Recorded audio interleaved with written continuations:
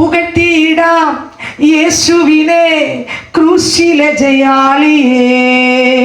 സ്തുതിച്ചിടാം യേശുവിനെ, സ്തുതിക്കവൻ യോഗ്യനല്ലോ. പുകഴ്ത്തിയിടാം യേശുവിനെ ക്രൂശിലെ ജയാളിയെ.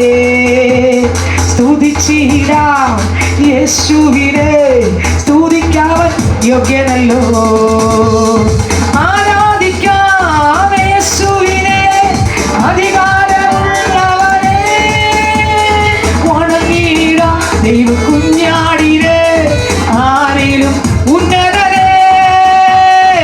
ആരാധിക്കാം യേശു ക്രിസ്തുവിനെ, അധികാരമുള്ളവനെ. വണങ്ങിടാം ദൈവ കുഞ്ഞാടിനെ, ആരിലും ഉന്നതനെ. വിശ്വസിക്കാം യേശുവിനെ ഏകരക്ഷകനെ. ഏറ്റുപറയാം യേശുവിനെ കർത്താതി കർത്താവിനെ. വിശ്വസിക്കാം യേശുവിനെ ഏകരക്ഷകനെ. ഏറ്റുപറയാം യേശുവിനെ കർത്താതി കർത്താവിനെ. ആരാധിക്കാം യേശുവിനെ, അധികാരമുള്ളവനെ. വണങ്ങിടാം ദൈവ കുഞ്ഞാടിനെ, ആരിലും ഉന്നതനെ. ആരാധിക്കാം യേശു ക്രിസ്തുവിനെ, അധികാരമുള്ളവനെ. വണങ്ങിടാം ദൈവ കുഞ്ഞാടിനെ, ആരിലും ഉന്നതനെ. സ്നേഹിച്ചിടാം യേശുവിനെ ഏറ്റവും പ്രിയനായോനെ. സേവിച്ചിടാം യേശുവിനെ ഇന്നുമെന്നും അനന്യനെ. സ്നേഹിച്ചിടാം യേശുവിനെ ഏറ്റവും പ്രിയനായോനെ. സേവിച്ചിടാം യേശുവിനെ ഇന്നുമെന്നും അനന്യനെ. ആരാധിക്കാം യേശുവിനെ, അധികാരമുള്ളവനെ. വണങ്ങിടാം ദൈവ കുഞ്ഞാടിനെ, ആരിലും ഉന്നതനെ. ആരാധിക്കാം യേശു ക്രിസ്തുവിനെ, അധികാരമുള്ളവനെ. വണങ്ങിടാം ദൈവ കുഞ്ഞാടിനെ, ആരിലും ഉന്നതനെ. ഘോഷിച്ചിടാം യേശുവിനെ സത്യസുവിശേഷത്തെ. നോക്കിപ്പാക്കാം യേശുവിനെ വീണ്ടും വരുന്നവനെ. ഘോഷിച്ചിടാം യേശുവിനെ സത്യസുവിശേഷത്തെ. നോക്കിപ്പാക്കാം യേശുവിനെ വീണ്ടും വരുന്നവനെ. ആരാധിക്കാം യേശുവിനെ, അധികാരമുള്ളവനെ. വണങ്ങിടാം ദൈവ കുഞ്ഞാടിനെ, ആരിലും ഉന്നതനെ. ആരാധിക്കാം യേശു ക്രിസ്തുവിനെ, അധികാരമുള്ളവനെ. വണങ്ങിടാം ദൈവ കുഞ്ഞാടിനെ, ആരിലും ഉന്നതനെ. ഹല്ലേലൂയ. ആരിലും ഉന്നതനായ ഒരാളെ ഉള്ളതാരാ? യേശു ക്രിസ്തു. ഹല്ലേലൂയ. കടന്നു വന്ന എല്ലാവരെയും ദൈവം ധാരാളം അനുഗ്രഹിക്കട്ടെ. സ്തോത്രം. കർത്താവ് അവരുടെ പ്രാർത്ഥനകൾക്കെല്ലാം മറുപടി കൊടുക്കട്ടെ. ലൂക്കോസ് എഴുതിയ സുവിശേഷം അതിൻ്റെ 13-ാം അധ്യായം വായിക്കുമ്പോൾ, ലൂക്കോസ് എഴുതിയ സുവിശേഷം അതിൻ്റെ 13-ാം അധ്യായം വായിക്കുമ്പോൾ ആഴമായ ഒരുപാട് കാര്യങ്ങൾ എഴുതിയിരിക്കുന്ന ഒരു അധ്യായമാണ് ലൂക്കോസ് എഴുതിയ സുവിശേഷം 13-ാം അധ്യായം. എന്നാൽ 13-ാം അധ്യായത്തിൻ്റെ സ്തോത്രം അവസാന പാരഗ്രാഫിലേക്ക് വരുമ്പോൾ അതിൻ്റെ 31 മുതലുള്ള വാക്യങ്ങൾ വായിക്കുമ്പോൾ അതിനകത്ത് എഴുതിയിരിക്കുന്നു. വായിച്ചേ. ആ നാഴികയിൽ തന്നെ ചില പരീക്ഷന്മാർ അടുത്ത് വന്ന് ഇവിടെ വിട്ട് മതി. ഹല്ലേലൂയ. ഈ അധ്യായത്തിലെ ചില കാര്യങ്ങൾ യേശുക്രിസ്തു പറഞ്ഞുകൊണ്ട് വരുമ്പോൾ സ്തോത്രം, യേശുവിനെ കൊല്ലാൻ വേണ്ടി ആലോചന തുടങ്ങി. കണ്ടോ? ഹല്ലേലൂയ. സത്യവചനങ്ങൾ എൻ്റെ ദൈവം എവിടെയൊക്കെ വെളിപ്പെടുത്തുമോ അവിടെ എല്ലാ ഉപദ്രവങ്ങളും പ്രശ്നങ്ങളും പ്രതിസന്ധികളും ഉണ്ടാകുവാനിടയായിത്തീർന്നു.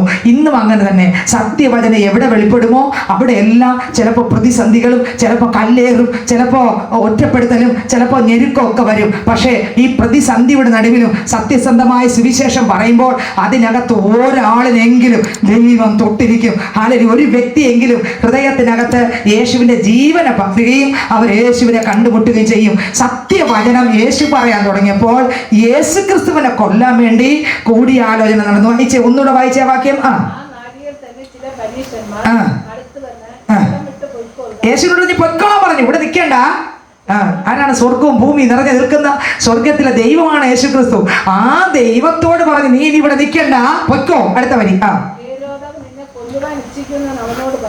ഹേരോദാവ് നിന്നെ കൊല്ലുവാൻ ഇച്ഛിക്കുന്നു എന്ന് പറഞ്ഞു. ഇത് പറയാൻ എന്താണ് കാര്യമെന്ന് ചോദിച്ചാൽ സ്തോത്രം, ഇതിന്റെ 1-ാം വാക്യം മുതൽ വായിക്കുമ്പോൾ 13-ന്റെ 1 മുതൽ വായിക്കുമ്പോൾ ആഴമായ വാക്യങ്ങളാണ് വേദപുസ്തകത്തിനകത്ത് കൊടുത്തിരിക്കുന്നത്. സ്തോത്രം, അവസാന ഭാഗത്തിലേക്ക് നമുക്ക് പിന്നത്തേതിൽ പോകാം. ആദ്യത്തെ ഭാഗത്തിലേക്ക് നമുക്ക് വരാം. 1-ാമത്തെ വാക്യം മുതൽ വായിച്ച് 13-ന്റെ 1 മുതൽ വായിച്ച്. ആ സമയത്ത് തന്നെ അവിടെ ഉണ്ടായിരുന്ന ചിലർ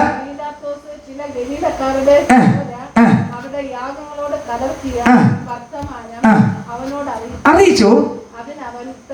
അതിനവൻ ഉത്തരം പറഞ്ഞത്,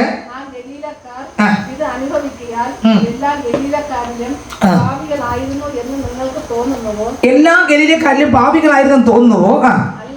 അല്ലല്ല, മാനസാന്തരപ്പെട്ടില്ലെങ്കിൽ. കണ്ടോ, നമ്മള് മാനസാന്തര ജീവിതമില്ലെങ്കിൽ മാനസാന്തരം എന്താ? പഴയ സ്വഭാവങ്ങളെ ഉപേക്ഷിച്ച് ക്രിസ്തുവിന്റെ സ്വഭാവങ്ങളാൽ നിറയുന്നതാണ് മാനസാന്തരം. ഹല്ലേലൂയ. പഴയ നമ്മുടെ സ്വഭാവങ്ങളെല്ലാം ഉപേക്ഷിച്ച് യേശുവിന്റെ സ്വഭാവം നമ്മൾ വരുന്നതാണ് തോന്നുന്നത്. അല്ലാതെ ഒന്നും മാനസാന്തരമല്ല. ബാക്കിയെല്ലാം അകത്ത് കുറേയൊക്കെ കിടക്കും. നമ്മുടെ സ്വഭാവം പോയി യേശുവിൻ്റെ സ്വഭാവം നമ്മുടെ അകത്ത് വരുന്നതിനെയാണ് മാനസാന്തരം എന്ന് പറയുന്നത്. നമ്മുടെ നടപ്പ് വിട്ട് യേശുവിൻ്റെ ഹിതപ്രകാരം നടക്കുന്ന നടപ്പിനെയാണ് മാനസാന്തരം എന്ന് പറയുന്നത്. മറ്റൊന്നുമല്ല മാനസാന്തരം എന്ന് പറയുന്നത്. കഴിഞ്ഞ നാളുകളിൽ സ്തോത്ര പാപം ചെയ്തുകൊണ്ടിരുന്ന എൻ്റെ ജീവിതത്തിനകത്ത് ഇന്ന് പാപം ചെയ്യാൻ പറ്റാതെ ക്രിസ്തുയേശുവിൻ്റെ രക്തത്താൽ കഴുകൽപ്പെട്ട് പുതിയൊരാളായി. വെറുപ്പിൻ്റെ ആളായിരുന്നു, വിദ്വേഷത്തിൻ്റെ ആളായിരുന്നു, പകയുടെ ആളായിരുന്നു, മദ്യത്തിൻ്റെ ആളായിരുന്നു, ലോകമോഹത്തിൻ്റെ ആളായിരുന്നു, ഇരുട്ടിൻ്റെ ആളായിരുന്നു. പക്ഷേ അത് എന്നിൽ നിന്ന് മാറ്റി ഇപ്പൊ ഒരു പുതിയ ആളാക്കി. അതാണ് മാനസാന്തരത. പുതിയ ആള്. ആരെ പോലെയുള്ള ആള്? യേശുവിനെ പോലെയുള്ള ആള്. ശബ്ദം കേട്ടാൽ യേശുവിനെ പോലെ, നടപ്പ് കണ്ടാൽ യേശുവിനെ പോലെ. അതാണ് മാനസാന്തരം എന്ന് പറഞ്ഞാൽ. അല്ലാതെ വേറെ ഒന്നുമല്ല മാനസാന്തരം. ദൈവത്തിന് സ്തോത്രം. മനസ്സ് പുതുക്കി രൂപാന്തരപ്പെടുക, ക്രിസ്തു യേശുവിനെ പോലെയുള്ള മനസ്സായി മാറുക, നമ്മുടെ സ്വഭാവത്തിനകത്തൊരു മാറ്റം വരിക, നമ്മുടെ നോട്ടത്തിനകത്തൊരു മാറ്റം വരിക. കഴിഞ്ഞ നാടുകളിൽ ചെയ്ത പാപങ്ങൾ ചെയ്യാൻ പറ്റാതാകുന്ന ഒരു അനുഭവം, കഴിഞ്ഞ നാളുകളിൽ യാത്ര ചെയ്ത വഴികളിൽ പോകാൻ പറ്റാത്ത അനുഭവം, ക്രിസ്തു യേശുവുള്ള വഴികളിൽ മാത്രം സഞ്ചരിക്കുന്ന അനുഭവം, എൻ്റെ ഇഷ്ടം വിട്ട് ദൈവത്തിന്റെ ഇഷ്ടപ്രകാരം നടക്കുന്ന അനുഭവത്തെയാണ് മാനസാന്തരം എന്ന് പറയുന്നത്. തീർന്നില്ല. എൻ്റെ രാജ്യത്തെ ഉപേക്ഷിച്ച് ക്രിസ്തുവിന്റെ രാജ്യം ഇഷ്ടപ്പെട്ട് നടക്കുന്ന, അല്ലെങ്കിൽ ക്രിസ്തുവിന്റെ രാജ്യത്തിന് വേണ്ടി ദാഹിക്കുന്ന ഒരു ജീവിതമാണ് മാനസാന്തര ജീവിതം എന്ന് പറഞ്ഞാൽ. ഹല്ലേലൂയ. നിങ്ങൾക്ക് മനസ്സിലായെന്ന് എനിക്ക് അറിഞ്ഞൂടാ. എൻ്റെ സ്വഭാവം അപ്പൻ്റെ അമ്മയുടെയും അല്ലെങ്കിൽ കുടുംബപരമായിട്ടുള്ള സ്വഭാവങ്ങളാണ്, അല്ലെങ്കിൽ ലോകപരമായിട്ടുള്ള സ്വഭാവങ്ങളാണ്, ആദമ്യ സ്വഭാവങ്ങളാണ് നമ്മുടെ ദൈവത്തെ കണ്ടുമുട്ടുമ്പോഴുള്ളത്. അതിനകത്ത് കോപം കാണും, പിണക്കം കാണും, അസൂയ കാണും, വിരോധം കാണും, വിദ്വേഷം കാണും, പലതും കാണും. ലോകത്തിലുള്ള എല്ലാ ആൾക്കാർക്കുള്ള സ്വഭാവവും നമുക്കുണ്ടായിരുന്നില്ലേ? ഹല്ലേലൂയ.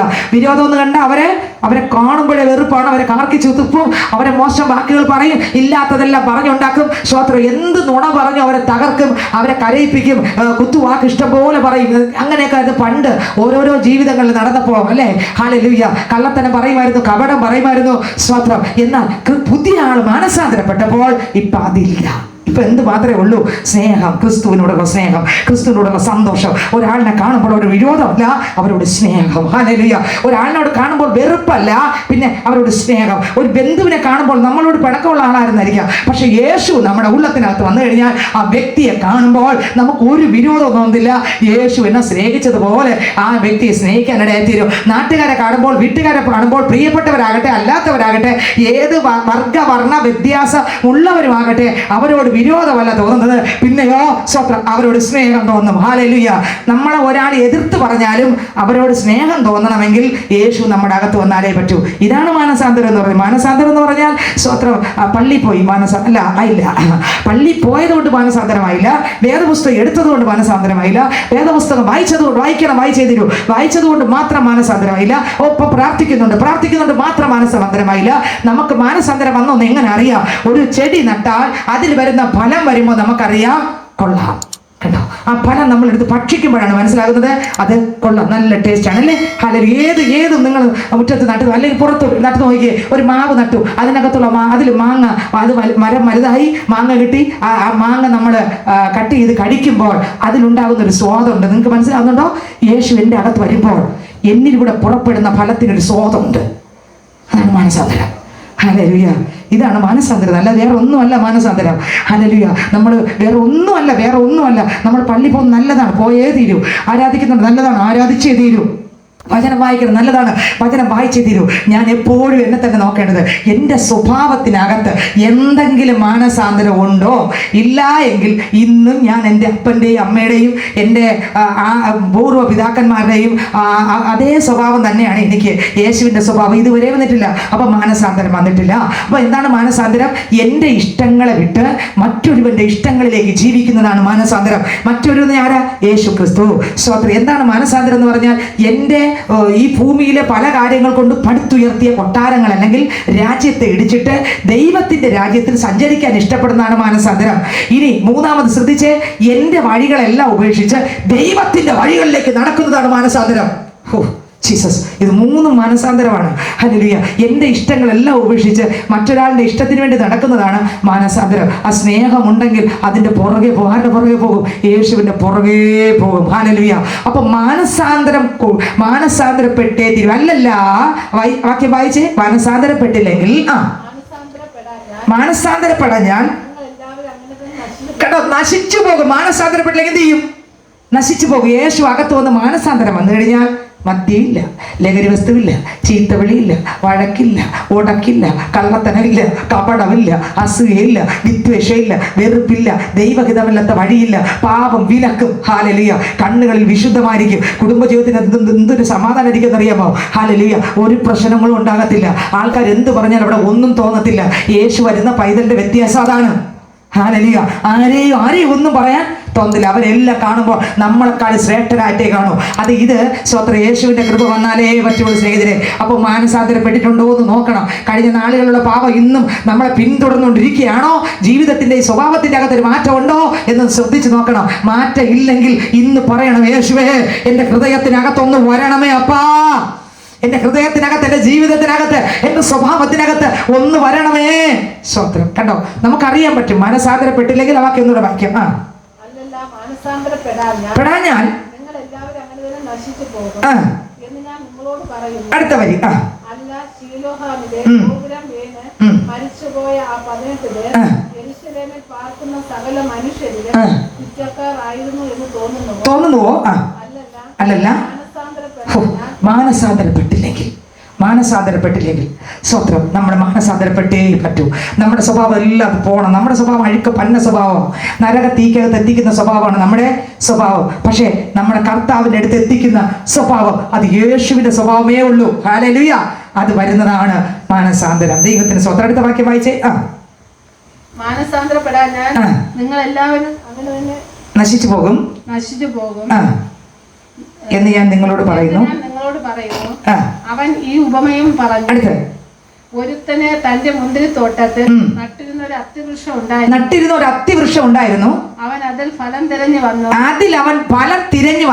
കണ്ടില്ല താനും. അവൻ തോട്ടക്കാരനോ. എന്തിനാണ് വന്നത്? ഫലം നോക്കിയാണ് വന്നത് അല്ലേ? സ്വത്രം. കർത്താവിനെ ആരാധിക്കുന്നവരുടെ അടുക്കൽ ആര് വരും? ദൈവം വരും. എന്തിനു വരും? ഫലം നോക്കി വരും. ഏത് ഫലം നോക്കി വരും? നമ്മൾ കർത്താവിൻ്റെ മക്കളാണെങ്കിൽ നമ്മളിൽ കാണേണ്ടത് ഏത് ഫലമാണ്? യേശുവിൻ്റെ ഫലം. ഇത് വന്നിരിക്കും. വന്നില്ലെങ്കിൽ അർത്ഥം കർത്താവ് വന്നിട്ടില്ല. അത്രയേ ഉള്ളൂ. നമ്മുടെ യേശു വന്നാൽ 100% ഉറപ്പ് നമ്മുടെ അകത്ത് യേശു വന്നാൽ നമ്മുടെ സ്വഭാവത്തിലൂടെ വന്നിരിക്കും. സ്വത്രം. തെങ്ങ് നട്ടാൽ തേങ്ങ വന്നിരിക്കും. മാവ് നട്ടാൽ ചക്ക വരൂല, മാങ്ങ തന്നെ. പേര നട്ടാൽ ഒരിക്കലും അതിൽ ആപ്പിൾ വരത്തില്ല, പേരയ്ക്ക് തന്നെ. യേശുവാണ് അകത്ത് നട്ടിട്ടുണ്ടെങ്കിൽ യേശുവിൻ്റെ സ്വഭാവം തന്നെ വരും. വരുന്നില്ലെങ്കിൽ ഇന്നും കുഴപ്പങ്ങളാണെങ്കിൽ അർത്ഥം നമ്മുടെ അകത്ത് യേശു ഇല്ല സ്നേഹിതരെ. ഹല്ലേലൂയ. യേശു ഇല്ലെങ്കിൽ അയ്യോ കഷ്ടം. ദൈവത്തിന് മഹത്വം. അപ്പോൾ ഫലം തേടി വന്നു. വായിച്ചേ. ഞാൻ ഇന്ന് 3 സംവത്സരമായി. എത്ര വർഷം കൊണ്ട് വരുന്നു? 3 സംവത്സരമായി ഈ അത്തിയിൽ ഫലം തിരഞ്ഞു വരുന്നു. അപ്പൊ പള്ളി പോകുന്നവങ്കിൽ എത്ര വർഷമായി? 3 വർഷമായി. ഈ 3 വർഷം കൊണ്ട് ഫലം തേടി വരികയാണ്. അടുത്ത വരി. കാണുന്നില്ല താനും. ഫലം തേടിയിട്ടൊന്നും കാണുന്നില്ല. അതിനെ വെട്ടിക്കളക. കണ്ടോ എന്തെന്ന് പറഞ്ഞു? 3 വർഷം കൊണ്ട് ആരാധിക്കുന്നു. നമ്മൾ 3 അല്ല 30 40 25 15 നമുക്ക് ജീവിതത്തിനകത്ത് ഒരു മാറ്റവും ദൈവം പറയുന്നൊരു വാക്കുണ്ട്, ഒന്ന് വെട്ടിക്കള, ശരിയാവില്ല. സ്തോത്രം. കണ്ടോ, പെട്ടാനെ ഏൽപ്പിക്കുന്ന ദൈവം. നിങ്ങൾ ചിന്തിച്ചു പോയി. കാരണം അത്രയ്ക്ക് നമുക്ക് അവസരം തന്നിട്ടുണ്ട്. നിങ്ങൾ ചിന്തിച്ചു നോക്കിയേ, നമുക്ക് ദൈവം തരുന്ന അവസരങ്ങൾ എത്ര വലുതാണെന്ന് ചിന്തിച്ചു നോക്കിയേ. കർത്താവിനെ കണ്ടുമുട്ടാനും ഈ സ്നേഹം എന്തെന്നറിയാനും യേശുവിൻ്റെ സ്നേഹത്തിൻ്റെ ആഴം അറിയാനൊക്കെ ദൈവം നമുക്ക് കൃപ തന്നിരിക്കുമ്പോൾ നമ്മൾ ഇരുന്നൊന്ന് ചിന്തിക്കണം. അപ്പച്ച യേശു ശരിയാണ്, ഞാൻ യേശുവിനെ കണ്ടുമുട്ടി, എന്നാൽ യേശുവിൻ്റെ അകത്ത് വന്നെന്ന് ഞാൻ വിശ്വസിക്കുന്നു. പക്ഷേ യേശുവിൻ്റെ സ്വഭാവം എന്നിലൂടെ, എൻ്റെ ഫലത്തിലൂടെ, എൻ്റെ വീട്ടിനകത്ത്, എൻ്റെ മാതാപിതാക്കളോട്, എൻ്റെ സഹോദരങ്ങളോട്, എൻ്റെ ബന്ധുക്കളോട്, എൻ്റെ കുടുംബത്തിലെ അംഗങ്ങളോട്, എൻ്റെ നാട്ടുകാരോട്, എൻ്റെ ദേശത്തോട്, എന്നെ കാണുന്ന എല്ലാവരോടും എനിക്ക് ആ സ്നേഹം വരുന്നുണ്ടോ? ആ കൃപ വരുന്നുണ്ടോ? ആ താഴ്മ വരുന്നുണ്ടോ? എനിക്ക് അവരോട് പിണക്കമാണോ? അവരോട് വിരോധമാണോ? അവരോട് പകയാണോ വരുന്നത്? അതോ എനിക്ക് അവരോട് സ്നേഹമാണോ തോന്നുന്നത്? ആ സ്നേഹമാണ് തോന്നുന്നതെങ്കിൽ ഞാൻ പറയാം, നമ്മുടെ അകത്ത് യേശുവുണ്ട്. ഹല്ലേലൂയ. ഇല്ല, നമ്മൾ അടിക്കുന്നവർക്ക് എതിരെ നമുക്ക് വിരോധമാണ് തോന്നുന്നതെങ്കിൽ അർത്ഥത്തിൽ മക്കളെ യേശു വന്നിട്ടില്ല. അതാണ് അവിടെ വിരോധം കയറാൻ കാരണം. ദൈവത്തിന് സ്തോത്രം. തിരിച്ചറിയണം. അപ്പൊ 3 വർഷം കൊണ്ട് ഫലം തേടി ഒരു വൃക്ഷത്തിന്റെ ചുവട്ടിൽ വരികയാണ്. ഒന്നുകൂടെ വായിച്ച 6 മുതൽ. അവനൊരു ഉപമയും പറഞ്ഞു. ഒരുത്തനെ തന്റെ മുന്തിരിത്തോട്ടത്തിൽ അവൻ ഈ ഉപമയും പറഞ്ഞു. ഒരുത്തന് തന്റെ മുന്തിരിത്തോട്ടത്തിൽ നട്ടിരുന്നൊരു അത്തിവൃക്ഷം ഉണ്ടായിരുന്നു. അവൻ അതിൽ ഫലം തിരഞ്ഞു വന്നു, കണ്ടില്ല താനും. അവൻ തോട്ടക്കാരനോട്, ഞാനിപ്പോ 3 സംവത്സരമായി ഈ അത്തിയിൽ ഫലം തിരഞ്ഞു വരുന്നു, കാണുന്നില്ല താനും. അതിനെ വെട്ടിക്കളക. അത് നിലത്തെ നിഷ്ഫലമാക്കുന്നത് എന്തിനാണ്? ആ നിലത്തിൽ നിന്ന് എന്തിനാണ് വെറുതെ നിഷ്ഫലമാക്കണ്ടോ? സ്ഥലം പോലും ആ സ്ഥലത്ത് വേറെ വല്ല നട്ടെങ്കിലും ചിലർ പറയത്തില്ലേ, ആ സ്ഥലത്ത് അതിനെ മുറിച്ച് കളഞ്ഞിട്ട് വേറെ ഒന്ന് നടാം. അതിന് ഫലമില്ലാത്തതുകൊണ്ട് ഫലമുള്ള ഒന്ന് നടാന്ന് പറഞ്ഞു കേട്ടിട്ടില്ലേ? സ്തോത്രം. കണ്ടോ, അതെന്തിനെ ആ സ്ഥലത്തെ നിഷ്ഫലമാക്കുന്നു? അവിടെ വേറെ ഒന്നുകൊണ്ട് നടാ, അതിലൂടെ ഫലം വരുമല്ലോ എന്ന് പറഞ്ഞാൽ അതിന്റെ അർത്ഥം അടുത്ത വരി വായിക്കുമ്പോൾ മനസ്സിലാവും. അതിനവൻ കർത്താവേ, ഞാൻ അതിന് ചുറ്റും എന്ത് ചെയ്യാം? കിളക്കുക. ഇന്ന് ഈ ആരാധന കിളച്ചോണ്ടിരിക്കുക. എന്തോന്ന് കിളക്കുക? മാനസാന്തരം ഇല്ലാത്തവർക്ക് ഒരു കിള കൊടുക്കുകയാണ്. നീ മാനസാന്തരപ്പെട്ടോ, നീ പാപം വിട്ടു തിരിഞ്ഞോ, നീ നിന്റെ സ്വഭാവമാണ് ചെയ്തുകൊണ്ടിരിക്കുന്നത്. നീ നിന്റെ ആ ഹൃദയത്തിനകത്ത് യേശു വന്നെന്ന് പറയുന്നെങ്കിലും നിന്റെ സ്വഭാവത്തിനകത്ത് യാതൊരു മാറ്റം വന്നിട്ടില്ല. സ്വഭാവത്തിനകത്ത് മാറ്റം വന്നിട്ടില്ലെങ്കിൽ, നിന്റെ അകത്ത് യേശു വന്നു എന്ന് നീ പറയുന്നെങ്കിലും നിന്റെ ജീവിതത്തിനകത്ത് മാറ്റം വന്നില്ലെങ്കിൽ ഒരു പ്രയോജനവും ഇല്ല. ഹല്ലേലൂയ. ദൈവത്തിന് സ്തോത്രം. യേശു വന്നാൽ നമ്മൾ പറയും യേശു വന്നാൽ എല്ലാം കിട്ടും. ശരിയാണ്. ദൈവത്തിന് സ്തോത്രം. ദൈവത്തിന് മഹത്വം. യേശുവിനെ ആരാധിക്കാത്തവർക്ക് എല്ലാം കിട്ടുന്നില്ലേ സഹോദരങ്ങളെ? കിട്ടുന്നുണ്ടോ? കിട്ടുന്നില്ലേ? യേശുവിനെ ആരാധിക്കാത്തവർക്ക് സമ്പത്തില്ലേ? ഏറ്റവും കൂടിയ കാറില്ലേ? ഏറ്റവും കൂടി വീടില്ലേ? ഏറ്റവും കൂടി ജോലിയില്ലേ? ഉണ്ടോ? ഇല്ലേ? പറ. പള്ളി പോയാലേ കിട്ടുള്ളൂ. ഇത് ഇല്ലെങ്കിലും കിട്ടും. പക്ഷെ യേശുവിനെ കിട്ടണമെങ്കിൽ യേശുവിൻ്റെ അടുത്ത് വരണം. ഇതൊക്കെ കിട്ടാൻ നമ്മൾ പള്ളിയിൽ തന്നെ പോകണമെന്നില്ല. വീട്ടിൽ ഇരുന്നാലും കിട്ടും. ഉറപ്പാണ്. സമ്പത്ത് ദൈവം തരും, അനുഗ്രഹം ദൈവം തരും. ഇവിടെ ജീവിക്കാനല്ലേ പറ്റൂ? ഇവിടെ വിട്ടുള്ള ജീവിതത്തിന് നമുക്ക് യുഗായുഗമുള്ള ജീവിതത്തിന് ഇവിടെ 85 വയസ്സിന് വരെ ഉള്ളതിനല്ലേ ഇതൊക്കെ പിടിക്കാൻ പറ്റും. അത് കഴിഞ്ഞാൽ ഉള്ള കാലം ജീവിക്കുന്ന ആ ഒരിക്കലും മരണമില്ലാത്ത ജീവിതത്തിനകത്ത് ഇവിടെയുള്ളത് വല്ലതും മതിയാകുമോ? ഇവിടെയുള്ള കൊട്ടാരങ്ങളോ, ഇവിടെയുള്ള ബംഗ്ലാവുകളോ, സമ്പത്തോ, സമൃദ്ധിയോ എന്തെങ്കിലും ഒരു മനുഷ്യനെ രക്ഷിക്കാൻ പറ്റുമോ സ്നേഹിതരെ? ഇല്ല. ഇതൊന്നും രക്ഷിക്കാനോ, ഇതൊന്നും കൂടെ കൊണ്ടുപോകാനോ, കൂട്ടത്തിൽ കൂട്ടാനോ ഒന്നും പറ്റൂല. യേശു ഉണ്ടോ? നമുക്ക് ഉറപ്പാണ്. ഹല്ലേലൂയ. ബാക്കി എന്തുണ്ടാകട്ടെ, എന്തില്ലാകട്ടെ, യേശു ഇല്ലെങ്കിൽ ദൈവത്തിന് സ്തോത്രം. ഇതൊക്കെ നമുക്ക് കിട്ടുമല്ലേ?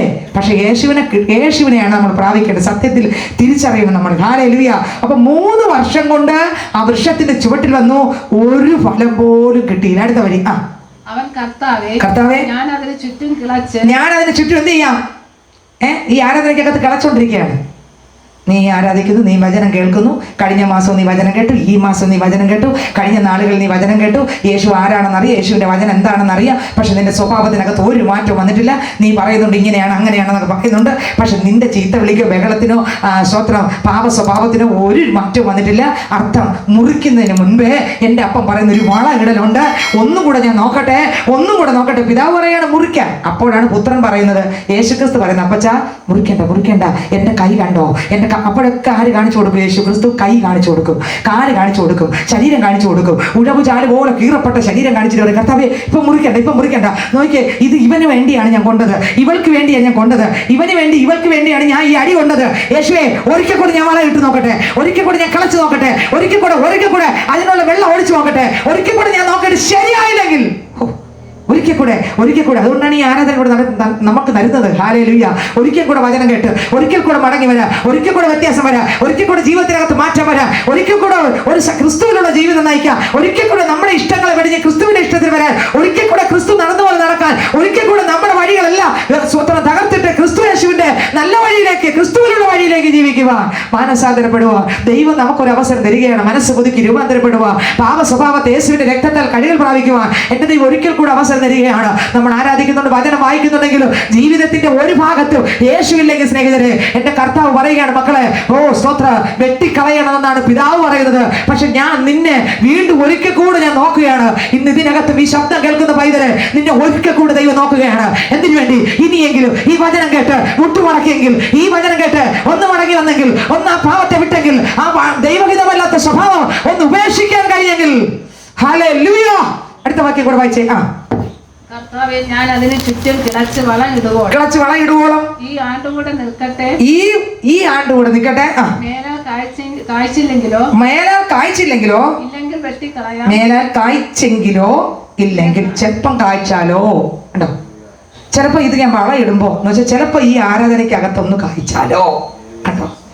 ആരാധനയ്ക്കകത്ത് ഒന്ന് യേശുവിനെ ആരാധിക്കാൻ തുടങ്ങി. എന്ത് കിട്ടിയെന്ന് വെച്ചാൽ നമ്മൾ ഈ ലോകത്തിലുള്ള എല്ലാം കിട്ടിയെന്ന് പറയൂലേ.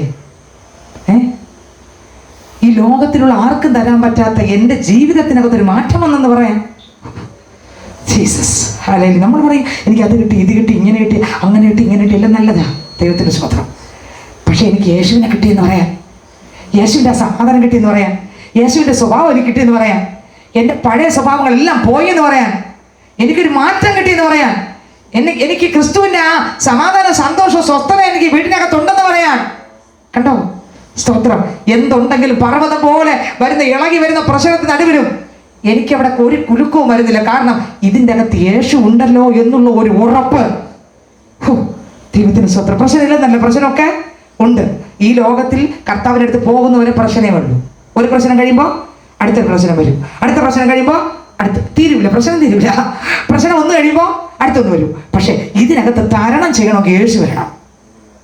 തരണം ചെയ്യാൻ കൃപയില്ലെങ്കിൽ എന്ത് ചെയ്യുന്നറിയാം? വാളെടുക്കും. പിറ്റേ ദിവസത്തെ പത്രത്തിൽ ഇന്ന ആള് ജയിലിൽ, എന്തിനാ? അത് ഇന്ന ആളിനെ വെട്ടിക്കൊന്നു, കഴിഞ്ഞില്ലേ? കാരണം അത് പ്രശ്നം വരുമ്പോൾ നിൽക്കാൻ പറ്റുന്നില്ല. പ്രശ്നം വരുമ്പോൾ എന്തും സംഭവിക്കുന്നു. കാരണം എന്താ? അവിടെ യേശുവില്ല. യേശു ഉണ്ടെങ്കിൽ പ്രശ്നം വരുമ്പോൾ താണം ഇരുന്ന് കൊടുക്കും. കർത്താവേ ഞാനിതാ സൈലൻ്റ് ആണേ, അപ്പച്ചൻ എന്താണോ ഇഷ്ടം അത് ചെയ്തോ. കർത്താവേ ഞാൻ വിചാരപ്പെട്ടാൽ ഒരു മുഴം എന്നിൽ നീളം കൂട്ടാനോ കുറയ്ക്കാനോ, മത്തായി സുവിശേഷം 6-ാം അധ്യായത്തിലെ വാക്യമാ. സ്തോത്രം. കർത്താവേ ഞാൻ ഒരു മുഴം നീളം കൂട്ടാനോ കുറയ്ക്കാനോ എന്നെ കൊണ്ട് കഴിയത്തില്ല, ഞാനത് വിചാരപ്പെടുന്നില്ല. അപ്പം എൻ്റെ ഈ വേദനയും എൻ്റെ ഈ ദുഃഖവും എൻ്റെ ഈ പ്രശ്നങ്ങളും ഇതാ അങ്ങിലിറക്കി വെച്ച് ഞാൻ മിണ്ടാതെ സൈലൻ്റ് ആയി. എങ്ങനെ ഞാൻ മിണ്ടാതെ യേശുവിന് ഞാൻ സൈലൻ്റ് ആയിരിക്കുന്നു. ബാക്കി എൻ്റെ ദൈവം നോക്കണമെന്ന് പറയുമ്പോൾ എന്ത് ചെയ്യുന്നറിയുമോ? ദൈവം അതിനെ കയ്യിലെടുക്കും. ആ വിഷയം ആര് കയ്യിലെടുക്കും?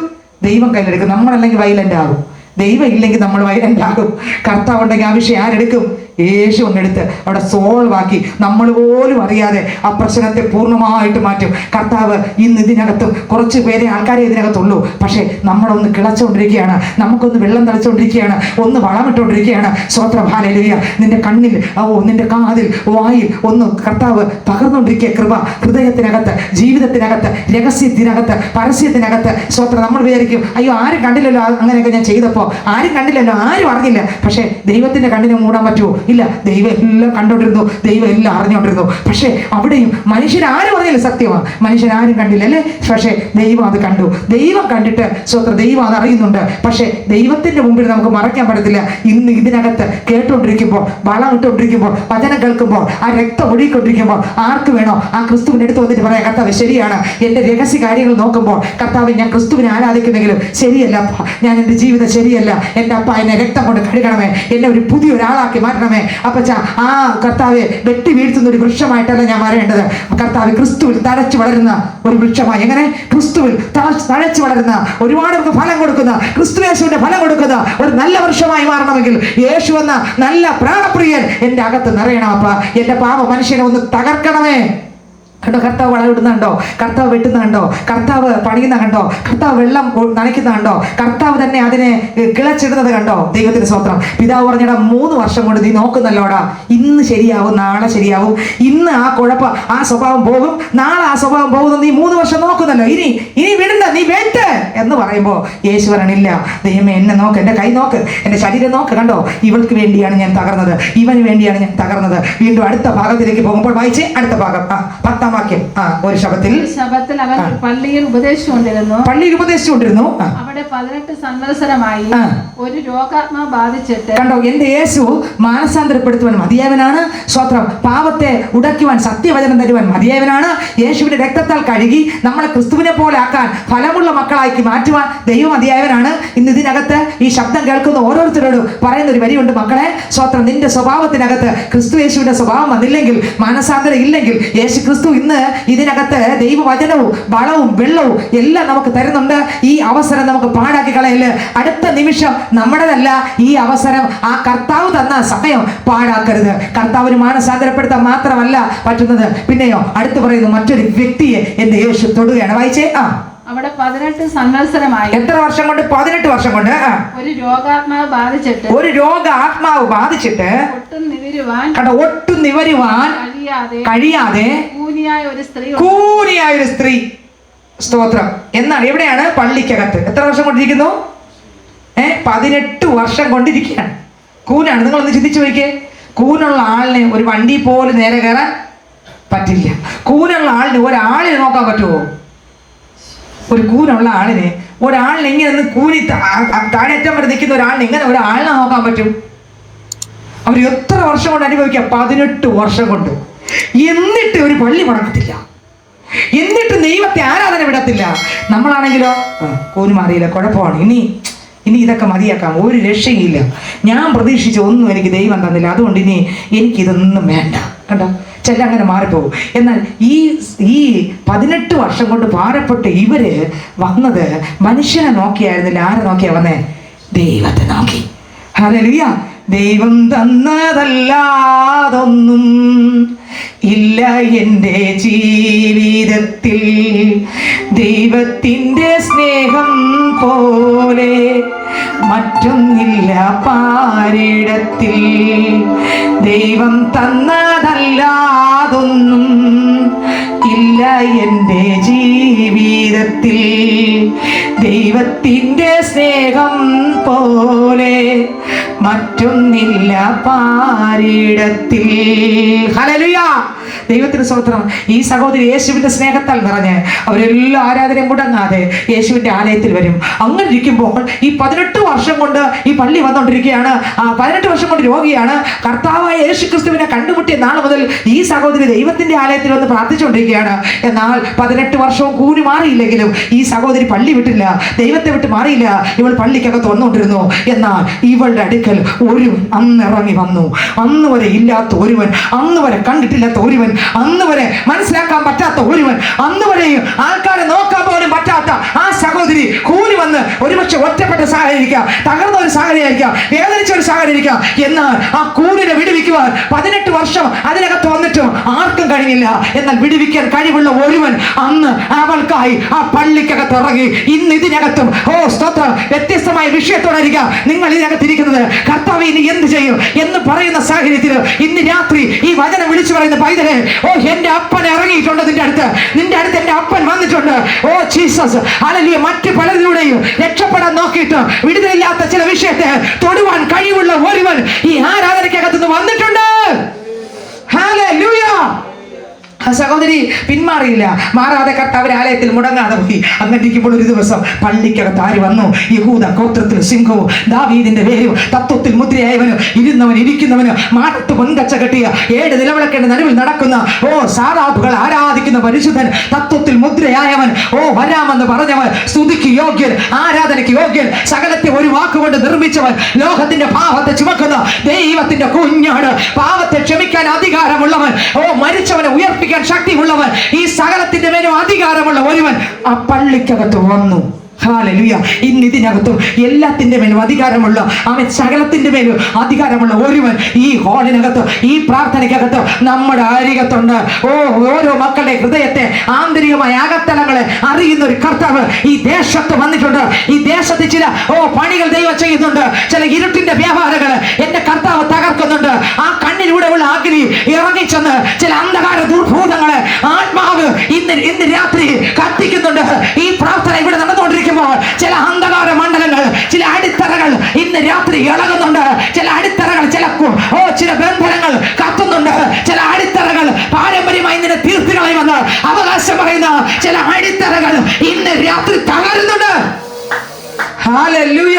ദൈവത്തിന് സ്തോത്രം. കാരണം കർത്താവ് ഇറങ്ങിയ കുലുങ്ങാത്തത് കുലുങ്ങും, കർത്താവ് ഇറങ്ങിയ അഴിയാത്തത് അഴിയും, കർത്താവ് ഇറങ്ങിയ നിവരാത്തത് നിവരും, കർത്താവ് ഇറങ്ങിയ കെട്ടുകൾ പൊട്ടും. ഈ പള്ളിക്കകത്തും എന്റെ ദൈവം ഇറങ്ങി. ഹല്ലേലൂയ. ദൈവം നമ്മുടെ വിഷയത്തെ കൈകാര്യം ചെയ്താൽ ലോകത്തിൽ ഒരു മനുഷ്യൻ ചെയ്യുന്നവരല്ല. ലോകത്തിലുള്ള മനുഷ്യൻ ഒരുപാട് കാര്യങ്ങൾ പറഞ്ഞായിരിക്കും നമ്മുടെ വിഷയം നോക്കുന്നത്. പക്ഷേ യേശു അപ്പന് ഒരു കാര്യം പറയണ്ട. വായിച്ച വാക്യം, ഒരുപക്ഷെ ആ സഹോദരി ഒറ്റപ്പെട്ട ആളായിരിക്കാം, ഒരുപക്ഷെ തള്ളപ്പെട്ട ആളായിരിക്കാം, കൂനായതുകൊണ്ട് മനുഷ്യർ അവോയ്ഡ് ചെയ്തതാണ്. വീട്ടുകാർ ഒരുപക്ഷെ അവർക്ക് തന്നെ ഒരു മോശമായിട്ട് തോന്നിക്കാണാം. ഒരു കൂനുള്ള ആള്, ഇത്രയും കൂനി തറ വരെ കൂനുന്ന ഒരാള് ആരെ നോക്കാൻ കഴിയുന്നില്ല. ഈ സ്തോത്രം നടന്നു പോകാൻ തന്നെ ബുദ്ധിമുട്ട്, ബസ്സിൽ കയറാൻ ബുദ്ധിമുട്ട്. എത്ര നേരം എടുത്തായിരിക്കും പള്ളിക്കകത്ത് ചെന്ന് നിന്നത് പോലും പള്ളിക്കകത്ത് ഇരിക്കാൻ പറ്റത്തില്ല. കൂനുകൊണ്ട് എന്തുമാത്രം ഒരു ബുദ്ധിമുട്ടി. പക്ഷേ ഹല്ലേലൂയ, അവരെ ബുദ്ധിമുട്ട് കണ്ട ഒരു ദൈവം ആ പള്ളിക്കകത്ത് അന്നിറങ്ങി. ഹല്ലേലൂയ. ബുദ്ധിമുട്ട് കണ്ട, ആർക്കും പരിഹരിക്കാൻ പറ്റാത്ത വിഷയങ്ങൾ പരിഹരിക്കുന്ന ഒരു ദൈവമാണ് നമ്മൾ ആരാധിക്കുന്ന കർത്താവ്. ആർക്കും പരിഹരിക്കാൻ പറ്റാത്ത സകല വിഷയങ്ങളെ കൈകാര്യം ചെയ്യുന്ന ഒരുവനുണ്ടെങ്കിൽ ഞാൻ പറയാ യേശു ക്രിസ്തു. ഹല്ലേലൂയ. യേശു ക്രിസ്തു ആ പള്ളിക്കകത്ത് അങ്ങോട്ട് ഇറങ്ങി. ഹല്ലേലൂയ. അടുത്തവര് വായിച്ചേ. യേശു അവളെ കണ്ട്, യേശു ആ സഹോദരി കണ്ടോ? അതുവരെ അവളെ ഒരുപക്ഷെ ആരും കണ്ടു കാണത്തില്ല. പക്ഷേ ഞാൻ പറയാ സ്വത്രം, മനുഷ്യൻ ഒതുക്കി വിടുമ്പോഴും അവളെ ഒതുക്കി വിടാത്ത ഒരുവൻ അവളെ കണ്ടു. നിങ്ങൾക്ക് എത്രയൊക്കെ വെളിപ്പെടുന്ന എനിക്ക് അറിഞ്ഞുകൂടാ. വീട്ടുകാർ, നാട്ടുകാർ, ബന്ധുക്കൾ, പ്രിയപ്പെട്ടവർ സകലരും നിന്നെ കണ്ടാലും കണ്ടില്ലെന്ന് പറഞ്ഞ് ഒതുക്കി വിടുമ്പോൾ നിന്നെ കാണുന്ന ഒരു രക്ഷകൻ. ആ സഹോദരിയെ പലരും ഒരുപക്ഷെ ഒതുക്കി വിട്ട് കാണാം. പക്ഷെ ദൈവം ഒതുക്കിയില്ല. പള്ളി വന്ന ആദ്യം നോക്കിയത് യേശു ക്രിസ്തു അവളെയായിരുന്നു. യേശു അവളെ കണ്ടു. വായിച്ചേ. യേശു അവളെ കണ്ട് അടുത്ത് വിളിച്ച്, അവളെ എന്ത് ചെയ്തു? കൂനെന്ന് കണ്ട ആരെങ്കിലും അടുത്ത് വിളിക്കുമോ? ഒരു ഫോട്ടോ എടുക്കുന്നു വെച്ചോ, കൂനുള്ള ആൾ നിന്നാൽ നമ്മൾ നിൽക്കുമോ? അതൊരു അരോചകം എന്ന് പറഞ്ഞ് മാറൂലേ? പക്ഷെ യേശു അവളെ ഇവിടെ വിളിച്ചു. മനുഷ്യൻ മാറ്റി വിട്ടപ്പോൾ യേശു അവളെ ഇവിടെ വിളിച്ചു, അടുത്ത് വിളിച്ചു. അടുത്ത് മനുഷ്യൻ അകറ്റുമ്പോൾ അപ്പനടുത്ത് വിളിക്കും. ലോകം തള്ളുമ്പോൾ ദൈവം കെട്ടിപ്പിടിച്ച് ചേർത്ത് വയ്ക്കും. ഞാൻ പറയാം, നമ്മൾ ഏതൊക്കെ സാഹചര്യത്തിൽ ഒറ്റപ്പെടുന്ന അനുഭവം ഉണ്ടോ, പതറല്ലേ, അവിടെ ഒരുവൻ അടുത്തുണ്ട്. യേശുവാ, അവിടെ ഒരുവൻ അടുത്തുണ്ട്. നമ്മൾ ഒറ്റപ്പെടും തോന്നുമ്പോൾ ആർക്കും നമ്മളെ വേണ്ട, വലിച്ചെറിഞ്ഞെന്ന് പലപ്പോഴും പലരും പറയാറില്ലേ? ആ സമയം പേടിക്കരുത്. ആ സമയത്ത് സ്വത്രം ചേർത്ത് പിടിക്കുന്ന, സ്വർഗവും ഭൂമിയും നിറഞ്ഞു നിൽക്കുന്ന ദൈവം അടുത്തുണ്ട്. ഈ സഹോദരിയുടെ അടുക്കൽ സ്വത്രം എൻ്റെ കർത്താവ് കാണുക മാത്രമല്ല, ഈ സഹോദരിയെ യേശു അടുത്ത് വിളിച്ചു. ആരും അടുക്കൽ വിളിക്കാത്ത വിഷയത്തെ, ആരും ഏറ്റെടുക്കാത്ത വിഷയത്തെ, ആരും കൈകാര്യം ചെയ്യാത്ത വിഷയത്തെ യേശു ഏറ്റെടുത്തു. യേശു കൈകാര്യം ചെയ്തു.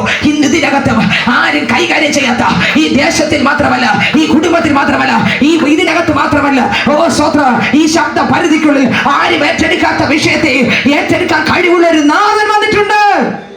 ഹല്ലേലൂയ. അടുത്ത വാക്യം വായിച്ചേ.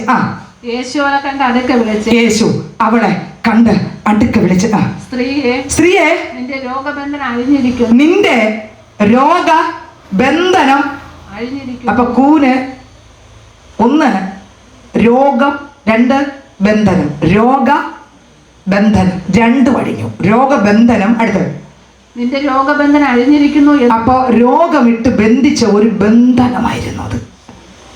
എല്ലാ രോഗം അല്ല. എല്ലാ രോഗങ്ങളും ആശുപത്രി ചെന്ന് നോക്കുമ്പോൾ ടെസ്റ്റ് ചെയ്യുമ്പോൾ അസുഖമൊന്നും ഇല്ല. അപ്പോൾ അതെന്തല്ല, സ്കാൻ ചെയ്തു, MRI എല്ലാം ചെയ്തു നോക്കി, ഒരു രോഗവും ഇടയ്ക്കുള്ള രോഗം എല്ലാം ടെസ്റ്റ് ചെയ്തു, ഒരു രോഗവും ഇല്ല. പിന്നെ എന്തോന്നാ, എല്ലാ ടെസ്റ്റും ചെയ്തു, അസുഖമൊന്നും ഇല്ല, പക്ഷെ സുഖമില്ല എന്ന് നോക്കിയാൽ സുഖമില്ല. പക്ഷെ രോഗം നോക്കിയിട്ട് എല്ലാ ചെക്കപ്പും കഴിഞ്ഞു, ഒന്നിലും ഒരു കുഴപ്പവും ഇല്ല. ഡോക്ടർമാർക്കൊന്നും കണ്ടുപിടിക്കാൻ പറ്റുന്നില്ല. ഇതിന് ഇഞ്ചക്ഷൻ വെച്ചാൽ പോവോ? ഇല്ല. മരുന്ന് കഴിച്ചാൽ പോവോ? ഇല്ല. യേശു തൊട്ടാ പോകും. പിശാചിന്റെ പ്രവൃത്തി അഴിപ്പാനാണ് യേശു. ചിലതെല്ലാം പിശാച് ഒതുക്കി വെച്ച് കെട്ടിപ്പൂട്ടി ഒതുക്കി കളയും. എന്നാൽ യേശു തൊട്ട കെട്ടുപൊട്ടും, ബന്ധനാഴിയും, നിവരേണ്ടത് നിവരും. ഓ സ്തോത്ര, സൗഖ്യമാകേണ്ട സൗഖ്യമാകും. പിശാചിന്റെ പ്രവൃത്തികളെല്ലാം അഴിയും. യേശു ഈ സഹോദരൻ പറഞ്ഞു, നിന്റെ രോഗബന്ധനം അഴിഞ്ഞിരിക്കുന്നു. അപ്പോ അഴിഞ്ഞു വന്ന നേരത്തെ എന്താ, കെട്ടിയിട്ടുണ്ടായിരുന്നല്ലേ, തല കമത്തി വെച്ച് എന്ത് ചെയ്യുന്നു, നല്ല രീതിയിൽ ആര് കെട്ടിയിരുന്നു? കൂനെന്ന് പറയുന്ന രോഗമിട്ട് ഒരു പിശാച് ബന്ധിച്ച് കെട്ടിവെച്ചിരുന്നു. ആത്മീകമായ കൂനൽ, പല രീതിയിലുള്ള കൂനൽ ഇന്ന് ഇതിനകത്ത് യേശുക്രിസ്തു ആ മകളെ അടുത്ത് വിളിച്ചു. ആരും കയ്യിലെടുക്കാത്ത കേസിനെ യേശു കയ്യിലെടുത്തു. ആരും കയ്യിലെടുക്കാത്ത ആ കെട്ടപ്പെട്ട സഹോദരനേക്ക്, ബന്ധിക്കപ്പെട്ട സഹോദരിയെ, ഓ സ്വത്രം ഭൂതം പിടിച്ചെന്നു ആരും കയ്യിലെടുത്തില്ല. ഒരു പക്ഷേ യേശു അവൻ കയ്യിലെടുത്തു. യേശു കയ്യിലെടുത്തിട്ട് പറഞ്ഞു, മക്കളെ, നിന്റെ രോഗബന്ധന നിന്നെ കമത്തി നിർത്തി പിശാച് കെട്ടിയ ആ കയറിനെ ഇതാ ഇപ്പോൾ അത് അഴിയുകയാണ്. നിന്റെ കൂന് മാറുന്നു. ജനം നോക്കിക്കൊണ്ടിരിക്കുകയാണ്. ജനത്തിന്റെ നടുവിലാണ് ഈ സംഭവം നടക്കുന്നത്. പക്ഷേ ഈ ജനത്തിന്റെ നടുവിൽ ഈ കൂന്, അതുവരെ എൻ്റെ അപ്പൻ്റെ മുഖത്ത് പോലും നോക്കാൻ പറ്റാത്ത ഈ കൂന് യേശുവിന്റെ അടുത്ത് വന്നപ്പോൾ അതങ്ങ് മാറി നിവർന്ന് ഒരു സാധാരണ ആളായി. സെക്കൻഡുകൾ കൊണ്ട് ഒരു സാധാരണ ആളായി. നിങ്ങൾക്ക് മനസ്സിലാകുന്നുണ്ടോ? സെക്കൻഡുകൾ കൊണ്ട് എത്രയോ സുബോധമില്ലാത്തവർ പ്രാർത്ഥിക്കുമ്പോൾ സെക്കൻഡുകൾ കൊണ്ട് സുബോധം വരുന്നവരുണ്ടെന്ന് അറിയാമോ? എത്രയോ വരെ മൂലക്കകത്ത് പൂട്ടിയിട്ടിരിക്കുന്നവർ ഒരു വരി പ്രാർത്ഥിച്ചുകൊണ്ടിരിക്കുമ്പോൾ തന്നെ സുബോധം ഒന്ന് ചാടി എഴുന്നേറ്റ് സ്വത്രം സംസാരിക്കുന്നത് എത്ര വരെ കുടുംബത്തിനകത്തുള്ള സ്ഥിരതനെയൊക്കെ കെട്ടിപ്പൂട്ടി ഒതുക്കും. അല്ലെങ്കിൽ ഒരു വശത്തൂടെ ഒന്നുണ്ടെങ്കിൽ മറുവശത്തൂടെ കണ്ണീരും ദുഃഖം വരികയും. കാരണം എന്താ അറിയാമോ? കെട്ടിപ്പൂട്ടി ഒതുക്കി വെച്ചിരിക്കുക. പക്ഷെ ആ വീട്ടിനകത്ത് യേശു അങ്ങോട്ട് ചവിട്ടിയാ കെട്ടുകളെല്ലാം പൊട്ടും, ബന്ധനങ്ങളെല്ലാം അഴിയും, കുടുംബം വിടിവിക്കപ്പെടും, കുടുംബത്തിനകത്തുള്ള തലമുറകൾ വിടിവിക്കപ്പെടും, കുടുംബത്തിനകത്തൊരു മാറ്റം വരും. യേശു ചവിട്ടിയാൽ, നിങ്ങൾക്ക് മനസ്സിലാവുന്നുണ്ടോ? യേശു ചവിട്ടിയാൽ അവിടെ വിടുതലുണ്ട്. യേശുവിന്റെ നാമത്തിൽ അത്ഭുതങ്ങൾ നടക്കും. ആ സഹോദര കൂടി നിവർന്നു, അവർ ചാടിയങ്ങ് എഴുന്നേറ്റ്. വായിച്ചാ വാക്യം വായിച്ചേ. നിന്റെ രോഗബന്ധനം അഴിഞ്ഞിരിക്കുന്നു എന്ന് പറഞ്ഞ് അവളുടെ മേൽ കൈവച്ചു. അവൾ കണ്ടോ? പലപ്പോഴും ആ സഹോദരന്റെ മേൽ കൈ ആരും വെച്ച് കാണത്തില്ല അല്ലേ? എല്ലാവർക്കും അവരൊരു തടസ്സമായിരുന്നായിരിക്കും അല്ലേ? പക്ഷെ തടസ്സമായ ശരീരത്തിൽ ആര് കൈവച്ചു? മനുഷ്യർക്ക് ചിലർക്ക് ദേഹത്തോലും തൊടാനോ അടുത്തു പോകാൻ പോലും ഇഷ്ടമില്ല. പക്ഷെ യേശു അങ്ങനെയല്ല. കണ്ടോ? ആ യേശു നമ്മുടെ അകത്ത് വന്നാൽ ഇതാണ് വരുന്നത്. ആ യേശു നമ്മുടെ അകത്ത് വന്നാലും വലിപ്പച്ചെറുപ്പമൊന്നും, ജാതി വ്യത്യാസമൊന്നും, പണക്കാരൊന്നും സാധുക്കളൊന്നും, അക്ഷരജ്ഞാനമുള്ളവരൊന്നും ഇല്ലാത്തവരൊന്നും, ഒരു പദവിയും പ്രശസ്തിയും പറയാൻ ഞാൻ എന്തോ ആണെന്ന് പറയാമെന്ന് നമുക്ക് ഒരിക്കലും തോന്നൂല. യേശു അകത്ത് വന്നാൽ സ്തോത്രം, ഹല്ലേലൂയ. അടുത്തവര് വായിച്ചേ. യേശു ആ സഹോദരി തൊട്ടു. അടുത്തത് തൊട്ടു. നിന്റെ രോഗബന്ധനം അഴിഞ്ഞിരിക്കുന്നത് പറഞ്ഞു അടുത്തവര് അവളുടെ മേൽ കൈവച്ചു. അവൾ ക്ഷണത്തിൽ നിവർന്നു. ക്ഷണത്തിൽ കെട്ടുപൊട്ടി കൂനുമാറി എഴുന്നേറ്റ് നിന്നു. അടുത്തവര് ദൈവത്തെ മഹത്വപ്പെടുത്തി. സഹോദരൻ എന്ത് ചെയ്തു? ദൈവത്തെ മഹത്വപ്പെടുത്തി. വീണ്ടും അടുത്ത് വരുമ്പോൾ സംഭവം അതല്ല, നമ്മൾ വായിച്ചതിന്റെ സംഭവം അതല്ല. 22 മുതൽ വരുമ്പോൾ അവൻ പട്ടണം തോറും ഗ്രാമം തോറും സഞ്ചരിച്ച് യെരൂശലേമിലേക്ക് യാത്ര ചെയ്തു. അപ്പോൾ ഒരുത്തൻ അവനോട്, കർത്താവേ, രക്ഷിക്കപ്പെടുന്നവർ ചുരുക്കമോ എന്ന് ചോദിച്ചതിന് അവനോട് പറഞ്ഞത്, ഇടുക്കുവാതിലൂടെ കടപ്പാൻ പോരാടുവിൻ, പലരും കടപ്പാൻ നോക്കും, കഴിയയില്ല താൻ. കണ്ടോ സ്വത്രം? എന്തിനാ കർത്താവിനെ ഓട്ടിക്കാൻ പോയേ? സത്യവചനം ഇറങ്ങിയപ്പോൾ ഓട്ടിക്കാൻ പോയി. അതുവരെ കർത്താവിനെ ഓട്ടിച്ചില്ല. അപ്പം 5 അപ്പോ 5000 പേർക്ക് കൊടുത്തപ്പോൾ ആരും ഓടിച്ചില്ല. കുഷ്ഠരോഗി ശുദ്ധമാക്കിയപ്പോൾ ആരും കൂടുതൽ അത്രത്തോളം ഓടിച്ചില്ല. പക്ഷേ സത്യവചനം വെളിപ്പെട്ടപ്പോൾ യേശുവിനോട് പറഞ്ഞു, കൊന്നുകളയും പൊയ്ക്കോ എന്ന് പറഞ്ഞു. കണ്ടോ, സത്യം നമ്മളിലൂടെ വെളിപ്പെടുമ്പോൾ ചിലപ്പോൾ ശത്രുവായവൻ റൈസായി നിൽക്കും. എന്നാൽ അവനെ തീയെ കത്തിക്കാൻ സ്വർഗത്തിലെ ദൈവത്തിന് ശക്തി ഇറങ്ങും. ഇന്ന് ഇതിനകത്ത് ഇറങ്ങിക്കൊണ്ടിരിക്കുക തീ. ഹല്ലേലൂയ. ശത്രുവിന്റെ പദ്ധതികളെയും അവന്റെ താവളങ്ങളെയും അവന്റെ രഹസ്യങ്ങളെയും അവന്റെ രഹസ്യ നീക്കങ്ങളെയും ഉടയ്ക്കുന്ന സ്വർഗത്തിലെ നാഥന്റെ അഗ്നി ഈ ഭവനത്തിനകത്ത്, ഈ കോമ്പൗണ്ടിനകത്ത് കടന്നു വന്ന ജനത്തിന്റെ മേൽ നിങ്ങൾ ഇവിടെ ഇരുന്ന് പ്രാർത്ഥിക്കുമ്പോൾ, നമ്മൾ ഇവിടെ ഇരിക്കുമ്പോൾ നമ്മുടെ ഭവന തലങ്ങൾക്കകത്ത് യേശുവിന്റെ സാന്നിധ്യം ഇറങ്ങി നിൽക്കുന്നുണ്ട്. ശത്രുവിന് ഒരു കുടുംബത്തെയും തൊടാൻ പറ്റാത്ത വിധം തീ മതിലിറങ്ങി നിൽക്കുന്നുണ്ട്. ഹല്ലേലൂയ. ദൈവത്തിന് സ്തോത്രം. വായിച്ച ഒന്ന് വായിച്ച ആ വാക്യം 23 വായിച്ച ആദ്യം. അപ്പോൾ ഒരുത്തൻ അവനോട്, കർത്താവേ, രക്ഷിക്കപ്പെടുന്നവർ ചുരുക്കമോ എന്ന് ചോദിച്ചതിന് അവനോട് പറഞ്ഞത്, ഇടുക്കവാതിലൂടെ കടപ്പാൻ പോരാടുവിൻ. പലരും കടപ്പാൻ നോക്കും, കഴിയില്ല താനും. പള്ളി പോകുന്ന എല്ലാവരും ഒന്നും ഇതിലൂടെ കടക്കൂല. പള്ളി പോകുന്ന എല്ലാവരും ഇതിൽ കടക്കൂല. പോകും, അവരെന്തെങ്കിലും പ്രാർത്ഥിക്കും, വാങ്ങും, വീട്ടിൽ പോകും. യേശുവിനെ വാങ്ങുന്നവരെ ഇതിലൂടെ കടക്കും. സ്വതന്ത്രം. യേശുവിനെ കിട്ടിയോ ഇതിലൂടെ പോകും. പക്ഷെ ലോകത്തിലുള്ളത് മാത്രമാണ് കിട്ടിയേ, ഇതിലൂടെ പോകാൻ പറ്റത്തില്ല. ഈ വഴി ഇത്തിരി ഇടുക്കമുള്ളതാണ്. ഇതിനകത്തൂടെ യേശുവിൽ സഞ്ചരിക്കുന്നവർക്കേ പോകാൻ പറ്റും. സ്വതന്ത്രം. ഹല്ലേലൂയ. വായിച്ചേ. പലരും നോക്കും. പള്ളിയിൽ പോകുന്ന എല്ലാവരും കടക്കാൻ നോക്കും, പക്ഷെ കഴിയില്ല. അടുത്ത് എന്ന് ഞാൻ നിങ്ങളോട് പറയുന്നു. അടുത്ത വരി. വീട്ടുടവൻ എഴുന്നേറ്റ് കഥ കടച്ച ശേഷം നിങ്ങൾ പുറത്തു നിന്ന് കർത്താവെ തുറന്നു തരണമേ. അപ്പൊ വീട്ടുടവൻ ആരാ? യേശു. കർത്താവെ തുറന്നു തരണമേ എന്ന് പറഞ്ഞുകൊണ്ട് നിങ്ങൾ കഥകിന് മുട്ടി തുടങ്ങുമ്പോൾ നിങ്ങൾ എവിടെ നിന്ന് എന്ന് ഞാൻ അറിയുന്നു. യേശു പറയും, നിങ്ങളെ എനിക്ക് അറിഞ്ഞൂടെ. പള്ളിയിൽ പോയ അപ്പോഴാണ് അവർ പറയുന്നത്, കർത്താവെ, ഞാൻ 24 വർഷം കൊണ്ട് പള്ളിയിൽ പോയതാ, അവിടെ എന്തെല്ലാം കാര്യങ്ങൾ, ഞാനല്ലേ അവിടുത്തെ മെയിൻ ആളായിരുന്നത്. കർത്താവ്, എനിക്ക് നിന്നെ, കർത്താവ്, ഞാനായിരുന്നു ആ പള്ളിയിലെ മെയിൻ. എന്നെ അറിഞ്ഞിട്ടില്ലേ? ആ ഗ്രൗണ്ടിലൊക്കെ പ്രസംഗിച്ച് എന്നെ അറിഞ്ഞൂടെ? ആ നോട്ടീസ് ഒന്നും കണ്ടില്ല, ഫ്ലക്സ് ഒന്നും കണ്ടില്ല. കർത്താവ്, നിന്റെ ഫ്ലക്സും കണ്ടില്ല, നിന്റെ നോട്ടീസ് കണ്ടില്ല, നിന്റെ പ്രസംഗവും കണ്ടില്ല, നിന്റെ പള്ളിയും കണ്ടില്ല, ഞാൻ നിന്നെയും കണ്ടിട്ടില്ല. കണ്ടോ? എന്താ കാണാത്തെ? നമ്മൾ യേശുവിനല്ല പ്രാപിക്കാൻ പോയെ. സ്വത്രം നശിച്ചു പോകുന്ന ചിലതിനെ പ്രാപിക്കാൻ പോയി. യേശുവിനെ കാണാൻ പറ്റിയില്ല. വായിച്ചേ. നിങ്ങൾ എവിടെ നിന്ന് എന്ന് ഞാൻ അറിയുന്നില്ല എന്ന് അവൻ ഉത്തരം പറയും. അടുത്ത വരി. അന്നേരം നിങ്ങൾ നിന്റെ മുമ്പിൽ ഞങ്ങൾ തിന്നുകയും കുടിക്കുകയും. അപ്പോഴാണ് പറയുന്നത്, കർത്താവ്, എന്നെ അറിഞ്ഞൂടെ? നിന്റെ ഉമ്മയെ തിന്നിട്ടില്ലേ, കുടിച്ചിട്ടില്ലേ, ആരാധന നടത്തിയിട്ടില്ലേ, ആരാധിച്ചിട്ടില്ലേ, കണ്ടിട്ടില്ലേ ഒന്നും? അടുത്തവൻ. ഞങ്ങളുടെ തെരുക്കളിൽ നീ പഠിപ്പിക്കുകയും ചെയ്തുവല്ലോ എന്ന് പറഞ്ഞു തുടങ്ങും. അവനോ, നിങ്ങൾ എവിടെ നിന്ന് എന്ന് ഞാൻ അറിയുന്നില്ല എന്ന്. യേശു പറയുന്ന മറുപടിയാണ്, നിങ്ങൾ എവിടെ നിന്നെന്ന് ഞാൻ അറിയുന്നില്ല എന്ന് ഞാൻ നിങ്ങളോട് പറയും. അടുത്തവരി. അനീതി പ്രവർത്തിക്കുന്ന ഏവരുമേ ഏവരുമായുള്ളവരെ എന്നെ വിട്ടു പോകുവിൻ എന്ന് പറയും. അവിടെ അബ്രഹാമും യാക്കോബും സകല പ്രവാചകന്മാരും ദൈവരാജ്യത്തിൽ ഇരിക്കുന്നതും നിങ്ങളെ പുറത്ത് തള്ളിക്കളഞ്ഞത്. അപ്പൊ യേശു ഇല്ലാത്ത മക്കൾ എവിടെ പോകും? പള്ളി പോയ എല്ലാവരും കർത്താവിന്റെ രാജ്യത്തിൽ പോകില്ല. പള്ളി പോകുന്ന എല്ലാവരും സ്വർഗത്തിൽ പോകില്ല. യേശു ഉള്ള എല്ലാവരും സ്വർഗത്തിൽ പോകും. രക്ഷിക്കപ്പെട്ട് മാനസാന്തരപ്പെട്ട് കർത്താവിൽ ജീവിക്കുന്ന എല്ലാവരും ഇവിടെ കാണും. പള്ളി പോകുന്ന എല്ലാവരും, യേശുവേ എന്ന് വിളിക്കുന്ന എല്ലാവരും സ്വർഗത്തിൽ പോകില്ല. യേശുവിനെ പ്രാപിച്ചവർ പോകും. ഹല്ലേലൂയ. വായിച്ചേ. നിങ്ങളെ പുറത്ത് തള്ളിക്കളഞ്ഞത് അടുത്ത് നിങ്ങൾ കാണുമ്പോൾ കരച്ചിലും പല്ലുകടിയും ഉണ്ടാകും. അടുത്ത് കിഴക്ക് നിന്നും പടിഞ്ഞാറ് നിന്നും തെക്ക് നിന്നും വടക്ക് നിന്നും അനേകർ വന്ന് ദൈവരാജ്യത്തിൽ പന്തിയിലിരിക്കും. മുമ്പന്മാരായി തീരുന്ന പിമ്പന്മാരുണ്ട്, പിമ്പന്മാരായി തീരുന്ന മുമ്പന്മാരുമുണ്ട്. ഇടുക്കുവാതിലൂടെ അകത്ത് കിടപ്പാൻ പോരാടുവിൻ.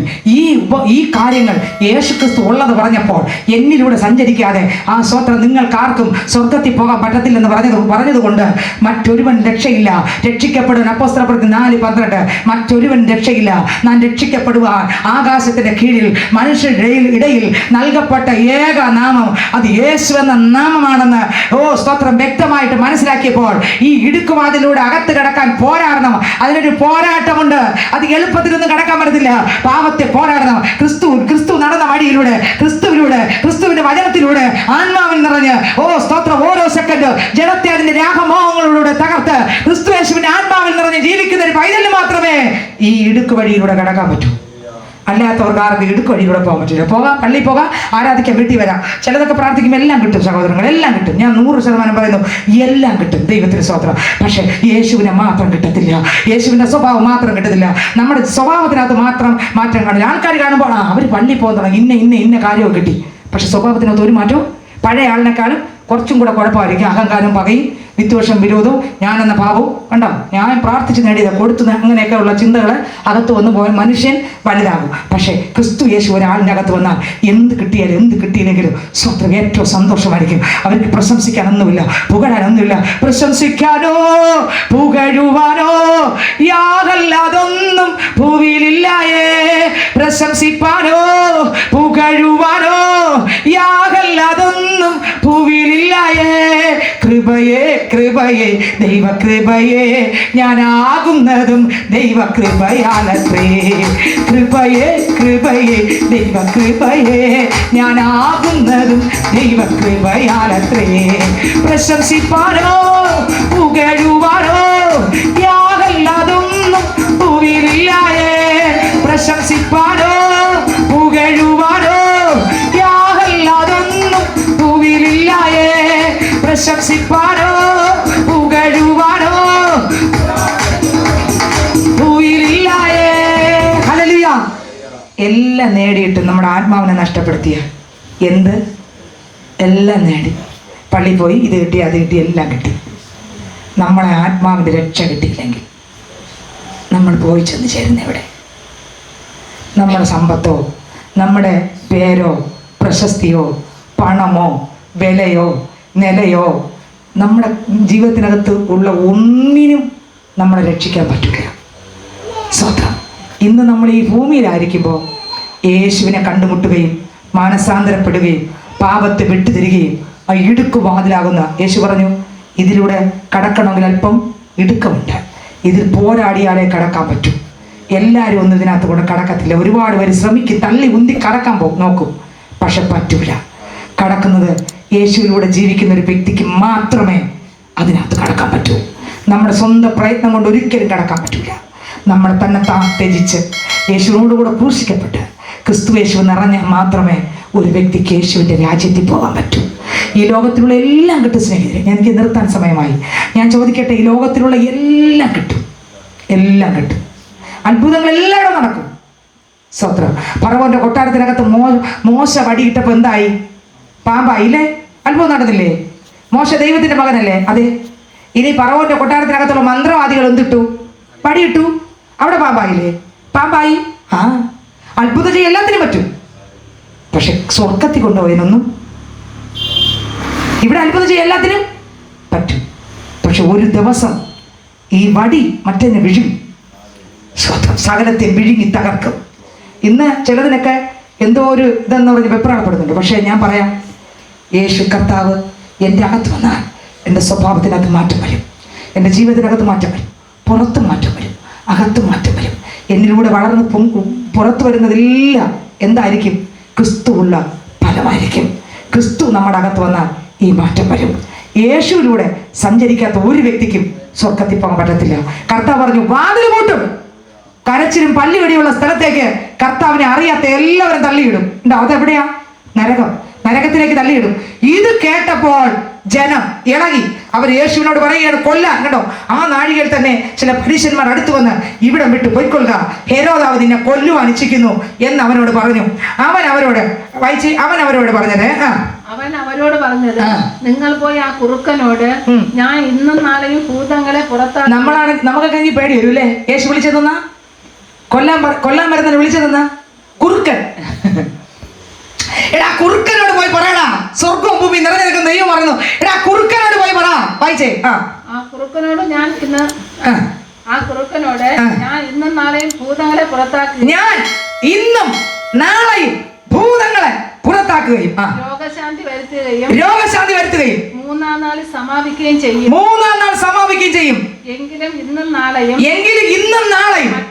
മറ്റന്നാളും ഞാൻ സഞ്ചരിക്കേണ്ടതാകുന്നു. കണ്ടോ, കർത്താവ് സഞ്ചരിക്കുക, ആരെ പേടിച്ചില്ല. സർവശക്തനാകുന്ന അപ്പനെ തകർക്കാൻ ആര് വന്നു? കൊന്നുകൾ. സത്യം വെളിപ്പെടുത്തുമ്പോൾ ഇതുപോലെ തന്നെ കൊല്ലാൻ വന്നു. പക്ഷെ യേശു പറഞ്ഞ കുറുക്കനോട് പോയി പറയടാ, ഞാൻ ആരാണെന്നാ കുറുക്കനോട് പറയടാ, ഞാനിതെല്ലാം ചെയ്യും, സമാപിക്കുകയും ചെയ്യും, ഞാൻ പ്രവർത്തിക്കേണ്ട സമയത്ത് പ്രവർത്തിക്കൂടാ, പോയി പറ കുറുക്കനോട്. അടുത്ത വരി. യെരൂശലേമിന് പുറത്തു വെച്ച് ഒരു പ്രവാചകൻ നശിച്ചു പോകുന്നത് അസഭ്യമല്ലോ എന്ന് പറവേൻ. യെരൂശലേമേ, യെരൂശലേമേ, യെരൂശലേമേ, യെരൂശലേമേ, പ്രവാചകന്മാരെ കൊല്ലുകയും നിന്റെ അടുക്കൽ അയച്ചിരിക്കുന്നവരെ